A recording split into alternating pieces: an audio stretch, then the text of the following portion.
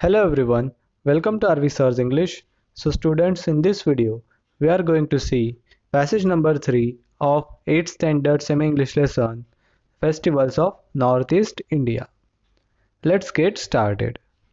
The main features of festivals in Tripura is that all the people join in the celebration. त्रिपुरामधील जे festivals आहेत, जे सण आहेत, त्याचं वैशिष्ट्य असं आहे की सर्व लोक मिळून तिथे प्रत्येक सण साजरा करतात. Many of the dances perform during some of the festivities represent hunting, fishing, food gathering and various other activities. बरेचसे नृत्य तिथे जे परफॉर्म केले जातात विविध सणांमध्ये, त्यामधून ते लोक हंटिंग म्हणजे शिकार, फिशिंग म्हणजे मासेमारी, फूड गॅदरिंग म्हणजे अन्न गोळा करणे अँड व्हेरियस अदर ॲक्टिव्हिटीज आणि इतर ॲक्टिव्हिटीज जे आहेत ते आपल्या रोजच्या जीवनातले कामं किंवा ॲक्टिव्हिटीज ते डान्समधून नृत्यामधून दर्शवतात. Some of the festivals attract people from all over India. काही सण तर असे आहेत की पूर्ण भारतामधून लोक ते सण पाहायसाठी त्रिपुरामध्ये येतात. Nagaland consists of different groups of people who are unique in their customs and tradition and the festivities they celebrate. नागालँडमध्ये अनेक वेगवेगळ्या ग्रुपचे लोक राहतात ज्यांचं कस्टम आणि ट्रेडिशन म्हणजे चालीरीती किंवा प्रथा परंपरा ह्या खूपच निराळ्या आहेत, युनिक आहेत आणि त्यांचे फेस्टिवल सुद्धा खूप निराळे आहेत जे ते लोक खूप उत्साहात सेलिब्रेट करतात. Songs and dances form the soul of these festivals through which their oral history is passed down. त्यांच्या प्रत्येक फेस्टिवलचा जो सगळ्यात महत्त्वाचं वैशिष्ट्य असते ते म्हणजे त्यांचे गाणे आणि नृत्य. जणू काही तो त्यांच्या फेस्टिवल्सचा आत्माच आहे आणि त्यामधून ते लोक त्यांची ओरल हिस्ट्री म्हणजे त्यांचा मौखिक इतिहास पुढच्या पिढीपर्यंत पोहोचवतात.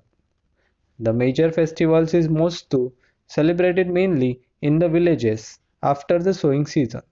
एक मुख्य त्यांचा सण आहे त्याचं नाव आहे मोस्तू, जो की गावांमध्ये सेलिब्रेट केला जातो पेरणी पूर्ण झाल्यानंतर. Dressed in colourful clothes and headgear decorated with feathers and wild boar tusk, the villagers dance to traditional music.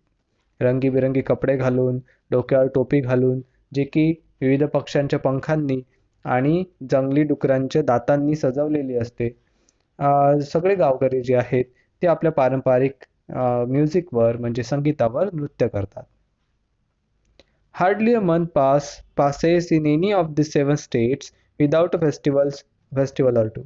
अशा प्रकारे मुश्किलने एखादा महिना जात असणाऱ्या 7ही राज्यांमध्ये की कुठलाही एक किंवा 2 फेस्टिवल्स किंवा सण ते लोक सेलिब्रेट करत नसतील.